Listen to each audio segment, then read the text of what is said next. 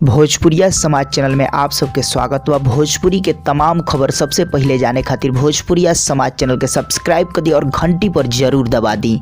जय भोजपुरिया समाज। जी हाँ भैया, अभी के रिपोर्ट में आप सबके बीच बहुत ही बड़ी खबर लेके आयल बनी। जी हाँ भैया, तो वीडियो के लास्ट तक बन रहे। जी हाँ भैया, हम खबर लेके आयल बनी पवन सिंह और मनोज तिवारी से जुड़ल। जी हाँ भैया, आप सबके बता दी पवन सिंह और मनोज तिवारी आवे वाला बाड़ लो आप लोग के बीच। जी हाँ भैया, एक साथ आवे बाड़ लो आप लोग के बीच, यानी एक दिन एक समय पर एक ही जगह पर दोनों जाने आई लो आप सबके बीच और पूरा तरह से मनोरंजन कराई लो। जी हाँ भैया, आप लोग उनसे मिल भी पाए और उन लोग दो शब्द बोली लो या गाना गाई लो के सुन भी पाए। जी हाँ भैया, आप सबके हम सारा कुछ डिटेल में बताएं कि कौना डेट के कहां अवेलेबल लो। लेकिन आप सब जान ली पावर स्टार पवन सिंह और मनोज तिवारी जौन की काफी दिन बाद एक साथ कहीं आ रहल बड़ लो। जी हाँ भैया, जौन की आप सब बतौर वहां जाके देख पाए ये दोनों जाने के। जी हाँ भैया, सबसे पहले आप सबके बता दी खबर एकदम हकीकत बाटे काहे कि भैया दोनों जाने आवे वाला बड़ लो। चलिए भैया, यूथ रूरल एंटरप्रेन्योर फाउंडेशन के भूमि पूजन में। जी हाँ भैया, भूमि पूजन में पवन सिंह और मनोज तिवारी आवे लबड़ लो।